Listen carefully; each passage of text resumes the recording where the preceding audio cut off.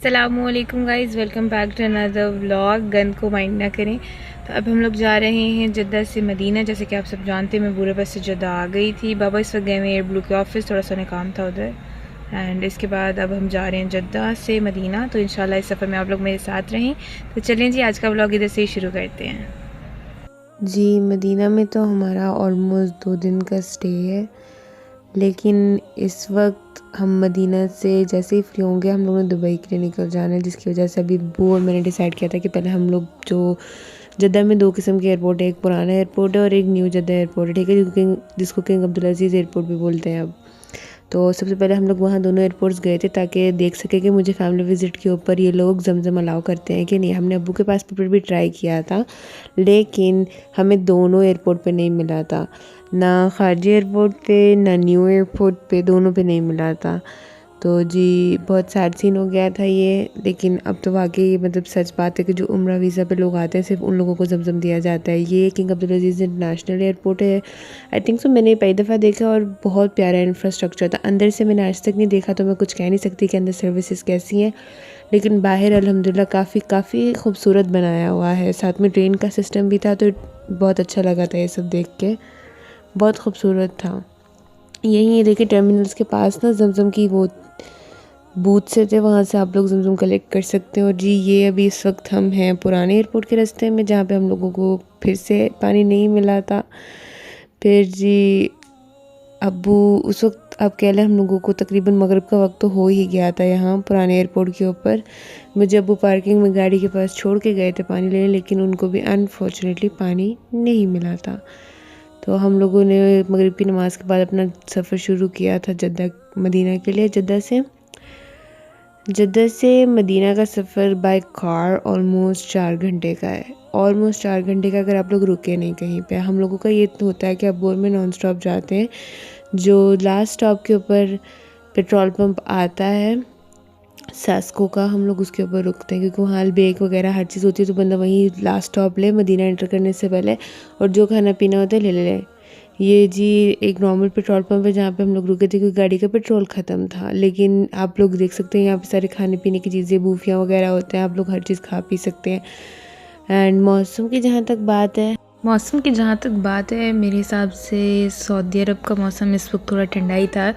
जद्दा में इतनी ठंड नहीं थी, बस हल्की फुल्की हवा वगैरह थी। मक्का का मौसम भी अल्हम्दुलिल्लाह ठंडा ही था। लाइक ऑफ कोर्स मैं रात टाइम गई थी तो उतनी मुझे नहीं महसूस हुई थी, लेकिन मदीना में सही ठंड थी जी। ये हम 4 घंटे की ड्राइव के बाद फैमिली पार्किंग में गाड़ी लगा रहे हैं। ये यहाँ पे 11B गेट है, आप उसके सामने अपनी फैमिली पार्किंग है। ये देखें यहाँ ये फैमिली के जो गेट्स हैं उनके लिए, यानी 27, 28 जो ज़ियारत के गेट्स हैं उनके पास हैं। लेकिन इस दफ़ा मैंने एक अजीब चीज़ नोट की थी कि औरतों की ज़ियारत की एंट्रेंस मर्दों के एरिया से ही हो रही थी।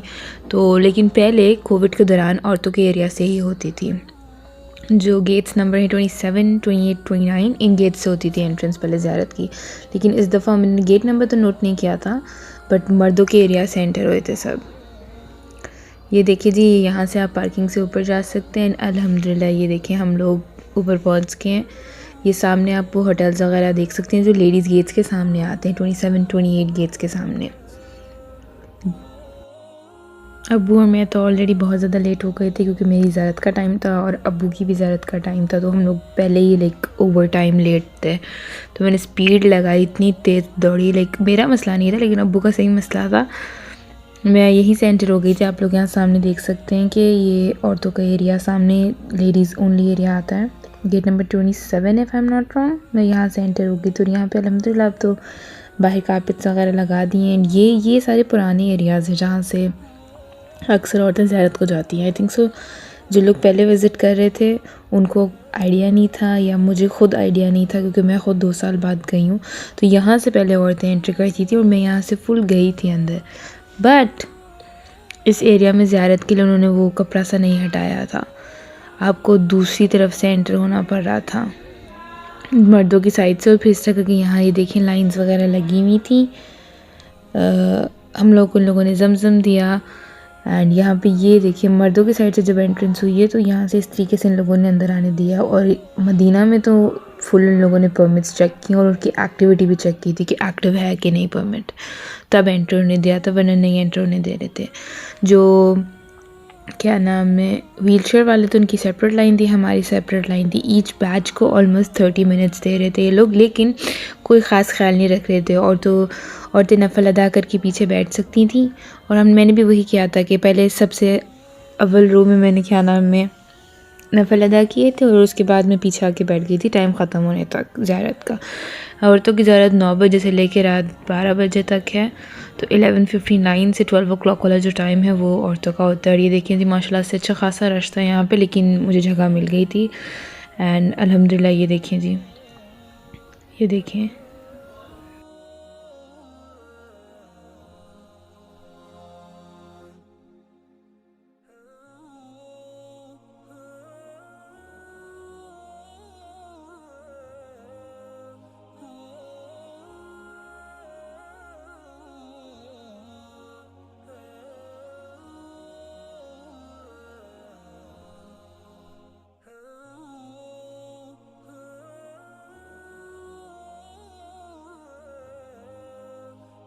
यहाँ रियाज़ुल जन्नह में आप लोगों ने इस चीज़ का ख्याल रखना है कि आप दोनों मेंबर में फ़र्क देखें। जो पिंक कलर के मेंबर है ना, जो पिलर्स हैं उसके ऊपर एक नॉर्मल डिज़ाइन लगा हुआ है, लेकिन जहाँ से रियाज़ुल जन्नह शुरू हो रही है ना वहाँ पिलर का डिज़ाइन चेंज हो रहा है। यहाँ पे इन लोगों ने अब हर जगह सेम कारपेट कर दिए हैं, तो किसी को नहीं पता चलता कि रियाज़ुल जन्नह कहाँ से स्टार्ट हो रही है, जो लोग पहली दफ़ा आते हैं। तो जी रेड कारपेट इन लोगों ने अब ऑफिशियल हटा दी है, और ये जहाँ पे आप देख रहे हैं कि पिलरों पे जो स्ट्रक्चर है वो चेंज हो रहा है ना, वहाँ से रियाज़ुल जन्नह शुरू हो रही है, जो कि ये पिलर है। ये जो आपको वीडियो में पिलर नज़र आ रहे हैं ये रियाज़ुल जन्नह का हिस्सा है, लेकिन जो पीछे आप लोग को पिंक कलर के पिलर जिस पे गोल्डन काम नज़र आ रहा है ये रियाज़ुल जन्नह का जगह नहीं है। एंड जी अल्हम्दुलिल्लाह ज़ियारत का वक्त मुकम्मल हो गया था जी, तो नफल वगैरह अदा करके हम लोग बाहर आ गए थे यहाँ से। आप देख सकते हैं कि एग्ज़िट ये मर्दों की तरफ से, ये एंट्री भी यहीं से ही थी हमारी। तो जी अल्हम्दुलिल्लाह मेरी ज़ियारत मुकम्मल हो गई थी रात 12 बजे तक। ये जैसे कि आप सब देख सकते हैं सारा ये एरिया मर्दों का एरिया है, जिसको हम मेन साइड बोलते हैं। लेकिन अल्हम्दुलिल्लाह यहाँ पे मैं थोड़ी देर बैठी, उसके बाद ऑफ कोर्स मदीना में बहुत ठंड थी, और इतनी ठंडी हवा चल रही थी कि मैं आप लोग को बता नहीं सकती। मैं यहाँ से निकली हूँ और पैदल चलती लेडीज़ साइड पे चली गई थी, जहाँ पे अबू मेरा इंतज़ार कर रहे थे। और मैं ठंड की इंतहा आप लोगों को दिखाती हूँ कि अबू मेरा किस तरीके से बैठ के इंतज़ार कर रहे थे, आप लोगों को बता भी नहीं सकती। ये सारा लेडीज़ एरिया है, तकरीबन लाइक 10 मिनट की वॉक है और आप लेडीज़ एरिया में होते हो। ये देखिए जी, ये है लेडीज़ एरिया की एंट्रेंस। यहाँ पे अंदर बच्चे और सिर्फ औरतें जा सकती हैं, मर्द हजरात नहीं जा सकते हैं। ये देखें जी ठंड, अब्बू फुल रैप हुए हुए मेरा बेचारी का इंतज़ार कर रहे थे इधर बैठे हुए, फुल मफरल वगैरह हर चीज़ जोड़ के। इसके बाद जी अब्बू की तो ज़ियारत हो चुकी थी और मेरी भी हो गई थी, तो अल्हम्दुलिल्लाह हम लोग वापस अपनी गाड़ी पे गए। वहाँ से हम अलबेग गए, जहाँ से आपकी बहन ने अलबेग ठूसा एंड जी फिर हम होटल जाके आराम कर रहे थे। उसके बाद अब्बू और मैं जल्दी से तैयार हुए। उसके बाद हम लोग फिर से मस्जिद नबवी गए, क्योंकि जुमे का वक्त था, हम जुमे की नमाज़ के लिए गए थे। और अब्बू ने इस दफ़ा जो कार थी ना वो मर्दों की पार्किंग में लगा दी थी, जो कि मेरे लिए अब मसला था, क्योंकि बिल्कुल टाइम नहीं था। अब्बू को तो मतलब मिल गई थी जमात में नमाज़, लेकिन मुझे बेचारी को यहाँ पीछे शेड में थोड़ी सी औरतें थी वो पड़ी थी, मैंने उनके साथ ज्वाइन कर लिया था यहाँ पीछे ही ना। ये मैं दौड़ते हुए जा रही थी, लेकिन मुझे नई जगह मिल सकी थी, मतलब मैं टाइम से नहीं पहुँच सकी थी औरतों वाले एरिया पे। तो मैंने यहीं ये देखी थी ये एरिया, यहाँ पे बैठ के पढ़ ली थी नमाज़। ये सामने सारी की सारी जन्नतुल बकी की बाउंड्री है, आप लोग देख सकते हैं। यहाँ पे देखिए माशाल्लाह से कितने सारे हाजी आए हुए हैं, कितने सारे लोग उम्रा पे आए हुए हैं। तो इतनी ज़्यादा रौनक कोविड के बाद देख के मुझे बहुत अच्छा लग रहा था, क्योंकि मैं जितनी दफ़ा आई थी मैं कोविड पे ही आई थी लास्ट टाइम, तो बहुत खाली था उस टाइम। लेकिन अल्हम्दुलिल्लाह बहुत मज़ा आया, बहुत अच्छा था मौसम, इवन दिन टाइम भी ठंडा ही था। मैं थोड़ी देर के लिए मस्जिद नबी के अंदर गई थी औरतों वाली साइड पे। ये देखें जी अंदर भी माशाल्लाह से खूब रश था, इंतहाई ब्यूटीफुल। अल्हम्दुलिल्लाह अल्हम्दुलिल्लाह।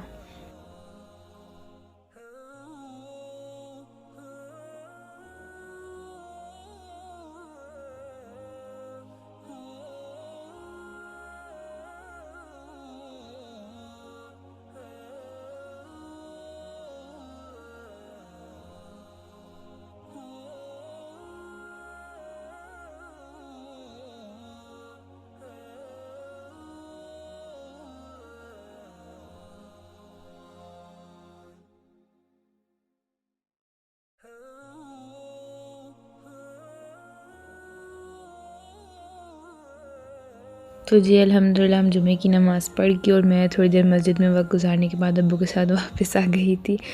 हम लोग चल के पार्किंग की तरफ जा रहे थे क्योंकि हम लोगों ने भी शोद अहद पे यानी कि जो अहद का पहाड़ होता है वहाँ पर भी जाना था। तो जी अभी तक मदीने का सफ़र हमारा यहीं ख़त्म हो जाता है। मस्जिद नबी से निकलने के बाद अब्बू मुझे यहाँ पे एक पाकिस्तानी रेस्टोरेंट है वहाँ खाना खिलाने लेके आए थे।